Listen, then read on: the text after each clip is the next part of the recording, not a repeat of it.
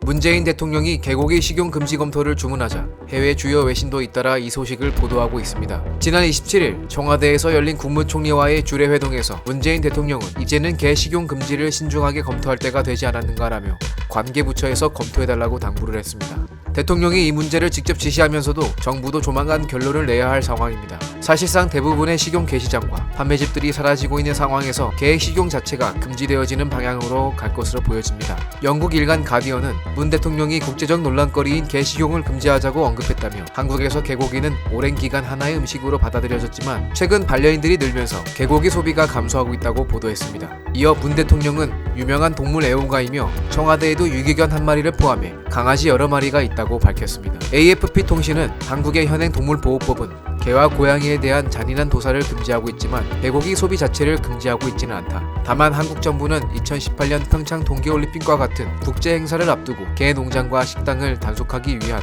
법률과 위생 규정을 내놓은 바 있다고 설명했습니다. 또한 개고기 문화는 젊은 세대에서 금기시되고 있으며 동물 보호가들의 압력도 거세지고 있다고 덧붙였습니다. 미국 USA 투데이는 문 대통령이 개고기 식용 금지 검토 발언을 보도하면서 한국에서 개고기는 회복력을 높이고 정력을 강화한다는 신화적인 특성을 가지고 있다고 한다. 한국 정부는 전통주의자들의 반발을 두려워하며 법을 개정하지 않았다고 전했습니다. 그러면서 한국에서는 매년 약 100만 마리의 개가 식용으로 소비되고 있다며 개 식용 관행은 젊은 세대에서 비판을 받고 있지만 기성세대에서는 여전히 일반적인 문화라고 보도했습니다. 미국 뉴욕포스트는 문 대통령의 발언에 대해 이웃나라인 중국에서 개를 보호하기 위해 유사 법안을 제정하려는 움직임이 일고 있는 가운데 나온 것이라고 설명하기도 했습니다. 뉴욕포스트는 매년 개고기 축제가 열리는 중국 광시 지역에서 동물 학대에 대해 벌금 최대 15만 위안, 하나로 약 2,700만 원을 부과하는 새로운 동물 학대 방지법이 만들어졌다고 덧붙였습니다. 주요 외신뿐만 아니라 해외 네티즌의 반응도 뜨겁습니다. 문 대통령의 개고기 금지 관련 발언을 전하며 한국의 개고기 문화에 대해서 갑론을박이 벌어지고 있습니다.